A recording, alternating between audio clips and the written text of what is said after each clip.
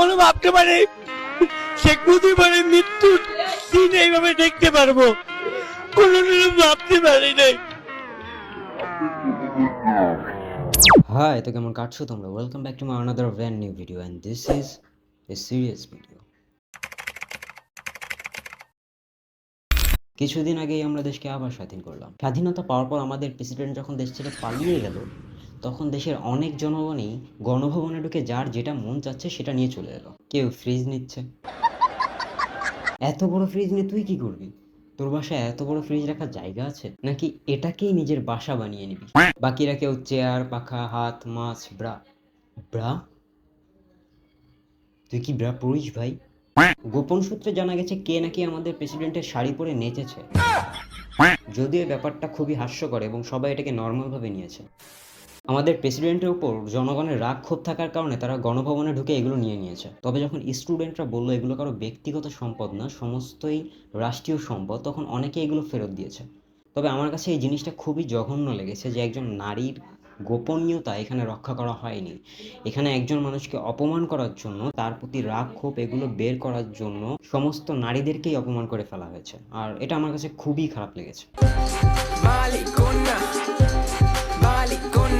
শুধু যে আমাদের প্রধানমন্ত্রীর উপরেই জনগণের এত রাগ ক্ষোভ তা না, এখন এটা সত্য নাকি মিথ্যা সেটা বলাও মুশকিল।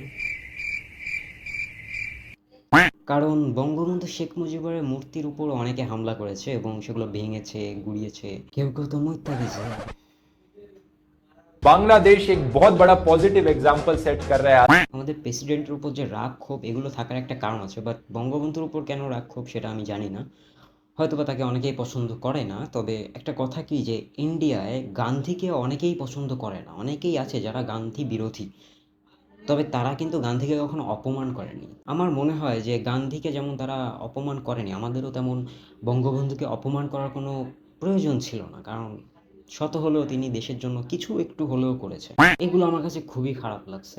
যদি তুমি মূর্তি না রাখতে চাও, ভালোভাবে নামায় ফেলো, দেন তুমি এগুলো ফেলে দাও। এমন ভাঙচুর করা, এমনভাবে অপমান করাটা ঠিক না, আমার কাছে তো এমনটাই মনে হয়। যাই হোক, প্রেসিডেন্ট চলে যাওয়ার পর অনেকেই ভেবেছে দেশে শান্তি ফিরে এসেছে। তবে না, শান্তি এখনো ফেরেনি। প্রেসিডেন্ট চলে যাওয়ার পর শুধু যে গণভবনে হামলা হয়েছে তা না, এবং যারা আওয়ামী লীগ করতো তাদের উপর হামলা হয়েছে এমনটা না, সাধারণদের উপরও হামলা হয়েছে। রাতে ডাকাত বের হয়েছে, মারধর, এটা সেটা কত কি হয়েছে। রাজধানীর বিভিন্ন এলাকা থেকে ডাকাতির চেষ্টার খবর মিলেছে। রাত বাজে 3টা 14, বাট ঢাকার বিভিন্ন জায়গায় কিন্তু ডাকাতি হচ্ছে, তো সবাই সতর্ক থাকবে। তার সাথে সাথে গুজব, কত বড় বড় সাইজের গুজব বের হয়েছে তা তো বলাই মুশকিল। কেউ কেউ তো এই গুজব ছড়াচ্ছে যে ইন্ডিয়া থেকে আমাদের উপর পারমাণবিক বোমা নিক্ষেপ করা হবে। তো আমি যখন ইন্ডিয়া গেছিলাম ওখানে এক লোকের সাথে পরিচয় হয়।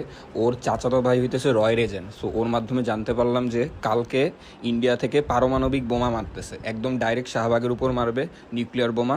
কেউ কালকে ঢাকায় বাসা থেকে বের হবি না। কি ভয়ঙ্কর ব্যাপার, ভাবা যায়? এই গুজবগুলোর মধ্যে সবচেয়ে বড় গুজব হলো কি হিন্দুকে মন্দির ভাঙা হইতেছে।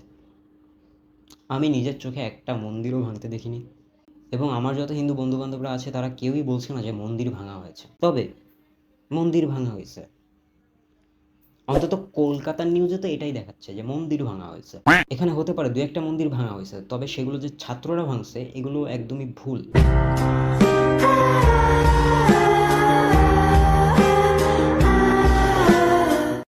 তার কারণ ছাত্ররা এমন মানসিকতার না, ছাত্রদের মধ্যে যে শুধুমাত্র মুসলমানরা ছিল এমনটা না, অনেক হিন্দু ছাত্ররাও তো ছিল আন্দোলনে, এবং তারা নিজেদেরকে ভাই ভাই মনে করে, বন্ধু মনে করে, একে অপরের ক্ষতি কেউই চায় নাই তখন।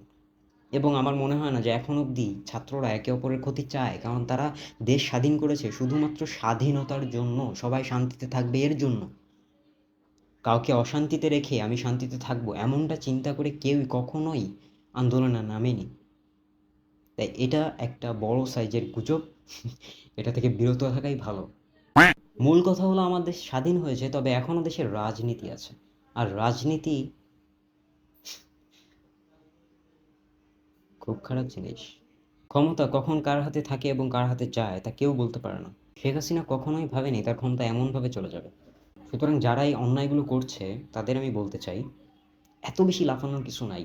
সরকার যে একদম দেশে নাই তা তো না, সরকার তো হবে, আর যখন হবে তখন প্রমাণ খুঁজে বের করতে টাইম লাগবে না, এবং তোমাদেরকেও। তাই সব ফালতু কাজ বাদ দিয়ে কাজের কাজ করো, দেশের উন্নতি করো, বড় হও। আমি বিদায় নিচ্ছি আপনাদের থেকে, এই ইউটিউব থেকে। আজকের জন্য দেখা হচ্ছে নেক্সট ভিডিওতে। চ্যানেলে সাবস্ক্রাইব করা না থাকলে সাবস্ক্রাইব করে দাও। বাই। জয় বাংলা, জয় বঙ্গবন্ধু।